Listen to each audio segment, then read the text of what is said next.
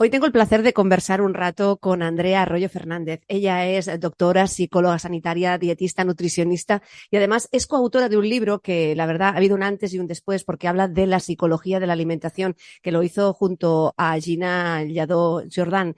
Y hoy la tenemos aquí en el podcast para que nos explique muchísimas cosas que tienen mucho que ver con la salud, la alimentación y hablaremos sí o no del peso. Vamos a preguntarle. Andrea, bienvenida al podcast. Gracias, Mariby, encantada de estar aquí contigo. ¿Estamos obsesionados con el numerito de la balanza? Sí, vivimos en una sociedad gordófoba y vivimos en una sociedad donde el número en la báscula importa y importa demasiado. Pero esto está cambiando. Cada vez estamos más concienciados de que esta mirada pesocentrista no es la correcta. El peso no únicamente es solamente un indicador de salud, sino que no es ni muchísimo menos un buen indicador de salud. Hay muchos indicadores de salud y marcadores de salud, con lo cual el peso ni mucho menos ni lo es todo. Y el camino a seguir cada vez más, y más profesionales sanitarios también están más concienciados de ello, que hay que quitarle peso al peso, Mariby. Me gusta quitarle peso al peso porque es muy importante. Venimos de unos años que evidentemente nuestra sociedad ha cambiado mucho en los últimos 100 años, pero cuando una persona era gordita o hasta estaba entradita en carnes, se le llamaba hermoso o hermosa, o un niño, un bebé que tuviera aquello, que estuviera rollizo, también era un símbolo de salud. Eso es. Venimos de esos cánones de belleza y esos cánones de belleza sinónimos de salud han evolucionado hacia el actual canon de belleza, el actual ideal estético y ligado a esto la presión social a nivel estético. Y es que hoy en día tenemos un ideal de belleza arraigado a la delgadez. Esa delgadez prima y de alguna forma recae más en el género femenino que en el Ujú. masculino, y esta delgadez lo que hace es de alguna forma indirectamente excluir a estos cuerpos que no son normativos y que no son delgados, y al mismo tiempo reúne distintos significados de lo que significa la delgadez: reconocimiento, éxito, validez social, y esto hace mucho daño y está haciendo mucho daño y actúa directamente como factor predisponente de que luego las personas, y en especial, insisto, las mujeres, no tengamos ni una buena relación con la comida ni una buena relación con nuestro cuerpo y por ende por nosotras mismas. Iremos por partes, pero tú empezaste a trabajar desde consulta con los trastornos de conducta alimentaria y has ido evolucionando hasta doctorarte sobre obesidad. Mm. ¿Cómo ha sido el trayecto, Andrea? Pues mi base académica empezó por la carrera de nutrición. Yo después de ahí me decanté hacia una especialidad más clínica, empecé a trabajar con una endocrina, y ahí la propia endocrina y yo veíamos que el 90% de nuestros pacientes, mm, en la consulta y en el tiempo en consulta, nos hablaban de pauta dietética y de alimentación los 5 o 10 primeros minutos, Mariri, y luego el resto eran factores emocionales que a ella y a mí se nos escapaban de nuestro control y de nuestras competencias. Y ahí nació en mí una motivación intrínseca para decir, bueno, soy joven, aparco mi línea de investigación predoctoral en su momento y voy a estudiar una segunda carrera que me dé respuesta a todas mis preguntas de por qué mis pacientes también me explican que están tristes, que comen por ansiedad, que no están bien con sus parejas, con sus relaciones, y que al final la comida para ellos es un recurso. Y así es como nació mi trayectoria, que a día de hoy me define un poco. Empecé por los trastornos de la conducta alimentaria, pero luego, al retomar esta línea de investigación y llevar a cabo mi tesis doctoral de obesidad, y al final, porque hay un nexo de unión entre los Ujú. trastornos de la conducta alimentaria y la obesidad, porque tienen una base en común en muchas ocasiones, me llevó a especializarme en este tema y en esta temática. Y también porque la obesidad durante muchos años se ha considerado una enfermedad y una patología y una problemática, sobre todo, muy simplista, Maribel, desde el sentido de que no todo se reduce a lo que se come y cómo gastas. No se puede reducir solamente a tanto comes, tanto gastas. Esta es una visión muy simplista. La obesidad es multifactorial y en estos factores hay factores psicológicos y emocionales. Durante muchos años se han obviado. Y además hay muchos trastornos mentales asociados Ujú. a la condición de este exceso de grasa, con lo cual no podemos aludir que haya una solución altamente eficaz si no ponemos a la psicología en relieve en la obesidad. En la obesidad, que podemos hablar que es la nueva pandemia del siglo XXI. Sí, y tanto, y tanto. Y además no para de crecer, paradójicamente, a que no para de haber una era de la sobreinformación, donde cada vez tenemos más información y más accesibilidad a esta información sobre salud, sobre cómo cuidarnos, sobre cómo mejorar nuestra alimentación, nuestros hábitos saludables, etcétera. Pero sin embargo, las cifras paradójicamente no paran de crecer en esta era de la sobreinformación. Algo no estamos haciendo bien. Esta sería otra pregunta a hacernos, Mariby. ¿Y la obesidad tiene clase social? Sí, hay evidencia científica que relaciona los problemas de exceso de peso con una clase social media baja, más bien, con un estatus económico más bien bajo. Y esto se debe a condicionantes de alguna forma sociales y también determinantes a nivel político. Por eso es importante, esto sería un ejemplo, de que es importante también hablar de que la obesidad tiene una responsabilidad colectiva en los sistemas de salud, en el tipo de entornos donde vivimos, en el tipo de población al que pertenecemos, el nivel de educación también. Y todo esto muchas veces es difícil de cambiar desde uno mismo o es difícil de escoger. Por lo tanto, es muy injusto que no solamente tengamos esta mirada tan simple de la obesidad como todo radica en lo que comemos en el plato y en lo que nos movemos. No, no solamente esto, sino que también es muy injusto atribuir que las personas con este problema sean todo culpabilidad de ellas y sea todo culpa de ellas, porque hay muchas cosas que van a ser difícilmente controlables. Es difícil cambiar el sistema de salud y los recursos que se dispone para combatir este problema, con lo cual eso es poco dependiente de la persona que lo padece. ¿Por qué entonces se le atribuye toda la culpa a esta Además, persona? comer bien no es barato. No, más bien es un poco caro, podríamos decir, y además también ahí habría un tanto de injusticia, porque a mí siempre me gusta explicar que las elecciones alimentarias tampoco son 100% libres, Mariby. Si tú te paras a pensar cuando vamos al supermercado, indirectamente nos condicionan el recorrido de los pasillos, por ejemplo, cómo están puestos los productos, qué colores tienen, todo esto tampoco es casualidad. Sí, Entonces sí, sí. ahí tú no estás siendo 100% libre de tus decisiones Hasta alimentarias la también. rueda del carrito. Hasta la Claro, rueda del exacto. carrito. El olor, todo esto de alguna forma condiciona tu elección Sí, sí, sí. alimentaria. Y ahí es súper importante que tú estés en tu centro, pero al mismo tiempo nos da información de que 100% libres tampoco somos en lo que comemos en ese Bueno, y aquí sentido. también traeríamos un poco de cuándo hay que ir a hacer la compra, antes de comer, después de comer, saciados, sin estar saciados, en un día, no sé, aquí tendríamos que mirar muchas cosas. Sí, exacto. Pero ¿qué queremos decir con este mensaje? Que también hay muchos factores que nos condicionan y son difícilmente controlables. Nosotros no podemos ir a los supermercados y decir, estos pasillos no los pongáis aquí o no utilicéis este olor o no utilicéis estos colores, porque al final todo esto viene por unos intereses de la industria Ujú. alimentaria. Y al final las industrias alimentarias lo que buscan es lucrarse. Hablábamos de esa obesidad, muchas veces también en según qué países vemos personas muy obesas que les causan la muerte. Gente joven que llega a morir de obesidad. Mm, mm. Eso es. Aquí entraría la importancia de hablar en el lenguaje de la primera persona, de no definirse como persona obesa, sino persona que padece obesidad. Y al mismo tiempo aquí entraría que la evidencia científica, hay una evidencia muy consolidada, muy sólida y muy robusta sobre, como decías, todas aquellas enfermedades, algunas muy graves que Ujú. pueden llegar incluso a la muerte, de todas las que están asociadas precisamente a ese exceso de tejido adiposo graso y de ese exceso de grasa y por ende, coloquialmente hablando, por ese exceso de peso, con lo cual no podemos obviar que es un problema grave, además de pandémico. Supongo que aquí, Andrea, nos lo podrás explicar el exceso de un lado y de otro. Personas excesivamente delgadas que también pueden tener ese problema y personas que tienen un sobrepeso o que no están en su peso adecuado, que también tienen ese tipo de problemática. Eso es. Por eso el peso no es un buen indicador de salud.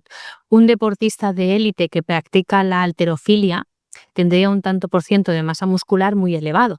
Sin embargo, su peso, como valor numérico absoluto, probablemente nos indicaría un grado de sobrepeso e incluso de obesidad.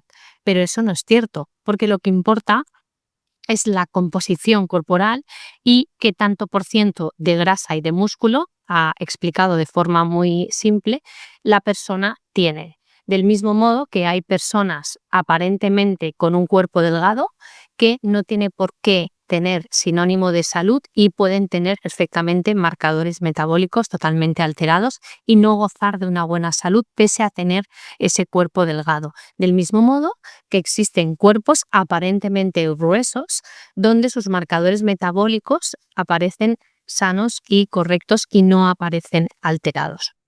Aquí el aspecto tiene mucho que ver, pero no digo solamente lo que pueden enseñar, sino nosotros podemos saber sin ningún tipo de analítica, saber si tenemos un metabolismo correcto, tocándonos o a lo mejor pellizcándonos, saber si eso es grasa, si tenemos bien el metabolismo. Creemos que lo más aproximado que nos podría dar una información de forma relativamente sencilla sería el perímetro de la cintura o el índice cintura-cadera, que es muy sencillito de calcular y más o menos ahí nos podría dar un poco de información. El perímetro de la cintura, sobre todo si hay asociado un riesgo cardiovascular o no, y el índice de cintura-cadera, más o menos también una visión aproximada de si tendríamos un exceso de grasa o de tejido adiposo. Pero lo más fiable es la bioimpedancia. Es valoración de nuestra composición corporal, de nuestro cuerpo, y de que ese peso atribuible en valor numérico, esos 60, 70, 80, 90 kilos, más o menos somos el 60% de agua, el resto de qué es, de músculo, de hueso y qué tanto por ciento de grasa hay. Eso sería una de las herramientas más fiables. Ahí está la cinta métrica para el perímetro de la cintura. Justo la tenía aquí, justo la tenía aquí. Y entonces, Sí. en casa, ¿cómo lo podemos hacer? ¿Cuál serían los parámetros a seguir? ¿Qué número es el correcto? Porque claro, cada uno también mide, tiene una Sí. altura y... Y en la mujer es entre el 80 y el 90. Ah, no, Y que en el tengo... varón entre 88 y 98. No, que... Este exceso de tejido adiposo, lo que sí que de alguna forma se puede valorar, ¿no? Qué grado de proinflamación tiene, mediante lo que me preguntabas de detectar ciertos parámetros en las analíticas. Uno de ellos es la proteína C reactiva, que es la PCR. O sea, esta es muy importante también tenerla al día. Bueno, dijéramos que se ha demostrado una relación directa entre el número de componentes de ese estímulo proinflamatorio y la tasa de PCR. ¿Y qué número? El PCR también, si damos inflamación, me parece que era entre 30 y 50, algo así. Es que esto varía mucho dependiendo de los laboratorios, de cómo lo Fíjate. valoren. Y explícanos un poco, porque hay muchas personas que cuando tienen esa obesidad tienen muchos problemas también para socializarse. Mm. Esto va muy ligado a dos fenómenos sociales. Uno de ellos es el estigma asociado al peso y otro de ellos es la gordofobia. Como te decía al inicio, vivimos en una sociedad gordófoba donde los cuerpos no normativos parecen no tener suficientemente cabida o espacio y al mismo tiempo a estos cuerpos no normativos se les asocia una discriminación. Esta gordofobia y este estigma está muy extendido por distintos ámbitos. El primero es el social, luego el laboral, el educativo y por último el sanitario, Mariví. Hay mucha gordofobia también en los entornos de los profesionales sanitarios, en unos más que en otros. Entonces, ¿qué sucede? Que estas personas cuando reciben este rechazo social, esta discriminación, uno de los mecanismos de afrontamiento de esta falta de aceptación a nivel social de no tener un cuerpo no normativo es el aislamiento. social. Yo me aparto porque yo no soy bienvenido en este entorno y a mí no me van a aceptar y me van a acoger de la misma forma que otra persona que sí tiene un cuerpo normativo. Con lo cual, hay muchas personas que su mecanismo Ujú. o su estrategia de afrontar este tipo de situaciones es aislarse, ¿no? En- Obviamente no es un mecanismo de afrontamiento adecuado, pero es un mecanismo muy real y además muy frecuente. Y este aislamiento social pasa también, por ejemplo, por un aislamiento laboral. Todo suma y al final puede caer en una depresión o en un problema de salud mental. Exactamente. Aquí Mm, entraríamos en toda la comorbilidad ujú. concomitante, como también comentábamos al inicio, de que la obesidad también alberga mucha complejidad y por eso uno de los puntos más importantes es que no se puede hablar de obesidad sin hablar de psicología y es la prevalencia en los trastornos mentales asociados a este tipo de condición de exceso de grasa. Uno de ellos, el más mayoritario, son los trastornos del estado de ánimo, la depresión, Ujú. la distimia, que sería la antesala, y los trastornos de ansiedad. Y luego también los trastornos de la conducta alimentaria, uno de ellos en concreto, el trastorno por atracón, que consiste en una ingesta totalmente impulsiva, compulsiva y continuada de una gran cantidad de alimentos sin conductas compensatorias, en ausencia de conductas compensatorias, está íntimamente ligado a la obesidad y al sobrepeso. Es el tipo de TCA que está más ligado al sobrepeso y a la obesidad según la evidencia científica. Pero hay otros trastornos mentales, también incluso trastornos de la personalidad, con lo cual es importante baja autoestima, que no es un trastorno en sí, pero es una base común a muchas personas que padecen estos problemas, con lo cual también aquí tenemos un punto de inflexión importante para no obviar y para no simplificar este problema Ujú. tan complejo a simplemente lo que comemos y lo que gastamos. Queremos gustar, nos miramos en redes sociales, utilizamos infinidad de filtros, intentamos hacer una perspectiva para que nuestro cuerpo sea perfecto o lo que conocemos como perfección hoy en día y caemos en la tentación de vivir en una eterna dieta o nos vamos por lo fácil y últimamente se está hablando muchísimo de ese medicamento que es para diabéticos y que la gente está empezando a pincharse para perder peso de manera rápida, diría efectiva, pero no sé qué consecuencias puede llevar eso cuando pase un tiempo. No sé si hay estudios que ya pueden corroborarlo o hasta qué situación hay en consulta cuando ya directamente el paciente te lo pide. Mm. El uso de fármacos para el tratamiento de la obesidad, en primera instancia, hay que tener claro que es una diana terapéutica, un recurso terapéutico, una modalidad de tratamiento a nivel farmacológico que no excluye ni sustituye la necesidad de, uno, llevar un estilo de vida saludable, es decir, unos hábitos saludables, y dos, de alguna forma, no es el buen uso no está ligado a todos los públicos. Esto tiene que ser un médico y un médico especialista el que determine si hay esta necesidad de utilizar este recurso terapéutico. Al mismo tiempo, no solamente podemos reducir a que la solución pase por ese fármaco. Y con esto quiero decir que es importante justamente lo que tú estabas comentando. ¿Qué significado se le está atribuyendo a usar este fármaco? Si yo uso este fármaco, entonces ya puedo comer lo que quiera y además voy a obtener resultados rápidos. El uso de estos fármacos, que en los últimos años sí que es cierto que la investigación ha evolucionado mucho, pero aún no tenemos estudios consolidados y sólidos a largo plazo, sobre todo porque son relativamente novedosos, no están asociados tampoco, ni muchos de ellos deberían de usarse a muy largo plazo. Es decir, no están diseñados para que sea una medicación crónica en el tiempo. Y esto también es importante remarcarlo porque aunque nosotros le atribuyamos unos resultados inmediatos, también es muy necesario que se acompañe con este estilo de vida saludable y también con los casos, que son la gran mayoría, por no decir todos, de las necesidades emocionales que no se estén cubriendo y de los objetivos a nivel psicológico que no se estén cubriendo, porque si tú comes por motivos emocionales, directamente la eficacia del fármaco va a reducirse por completo, porque esos fármacos actúan en diferentes órganos diana, pero si mentalmente y emocionalmente tú no haces un trabajo personal para no recurrir a la comida como tu gestor emocional, obviamente la eficacia de ese fármaco se va a reducir. Del mismo modo que si ese fármaco no lo acompañamos de ejercicio físico, de una alimentación lo más saludable posible, de un buen descanso, en general, de hábitos saludables. Esa eficacia de ese fármaco también va a disminuir. En conclusión, importante que esos fármacos siempre tienen que estar prescritos por profesionales sanitarios, siempre tienen esos profesionales sanitarios el deber de valorar la situación de cada caso y el uso indicado o contraindicado de ese fármaco, y que no les den un significado de esto es la panacea, esto es la solución inmediata, y, como decía, excluye ya a la necesidad de ahora ya no hace falta seguir unos hábitos de alimentación ni de estilo de vida saludable, y ahora me voy al otro extremo porque, claro, como ya me estoy pinchando, ya está todo solucionado, con lo cual la inmediatez también en estos casos actúa como un poco enemiga.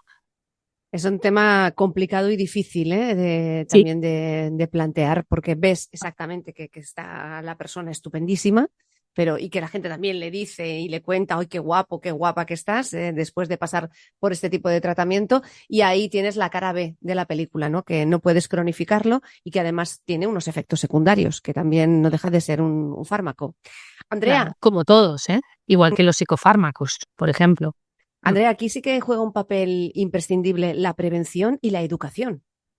Sí, y desde la infancia es importante, y desde no solamente el ámbito educativo, también es importante el ámbito familiar, el ámbito social y el ámbito de los sistemas de salud. No puede ser que a una niña de 8 años un endocrino la ponga literalmente a dieta restrictiva. ¿Eso puede pasar? Sí, y pasa. Sí. Cada vez menos, pero sigue pasando y ha pasado durante muchos años. Entonces, esa prevención y esa psicoeducación tiene que empezar en el ámbito sanitario, en el ámbito familiar, en el núcleo familiar, porque esa niña tiene una mamá, un papá, tiene una familia también. Tiene que empezar también en el colegio, en los institutos, en la infancia, en la adolescencia, porque la adolescencia, entre otros motivos, es una etapa vital de mucha vulnerabilidad y de muchos cambios, y tiene que empezar también en el ámbito social. Medios de comunicación, publicidad, redes sociales, todos los mensajes que nos llegan, como decías, de no reforzar positivamente que la persona experimente un cambio siempre hacia la delgadez.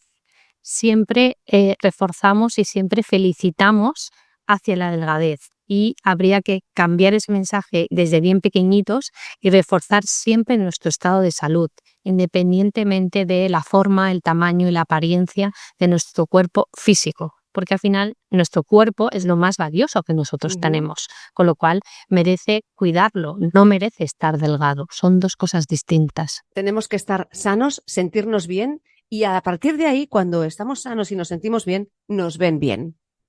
Eso es. Y nos vemos bien nosotros mismos. Exacto. Andrea Arroyo, ha sido un placer poder compartir contigo este rato en Convé de Salud, sobre todo explicando que la obesidad es uno de los problemas que hay que atacar, que la prevención es importantísima, la educación también, y desde muy jovencito saber mirar y saber ver y no decir cosas que muchas veces pueden hacer daño cuando una persona tiene un peso que no es el adecuado, y en vez de ayudarle lo único que haces es hundirle, o a lo mejor invitarle a que utilice fórmulas que no son las más adecuadas para llevar una vida sana. Gracias, Andrea. Hasta la próxima. Gracias a ti. Que vaya muy bien. Hasta aquí el episodio de hoy. ¿Te ha gustado? No dudes en suscribirte y así estarás informada de todos los capítulos que, como este, seguro te ayudarán a sentirte bien. Porque recuerda que la salud de la mujer se escribe con B de bienestar. Hasta la próxima.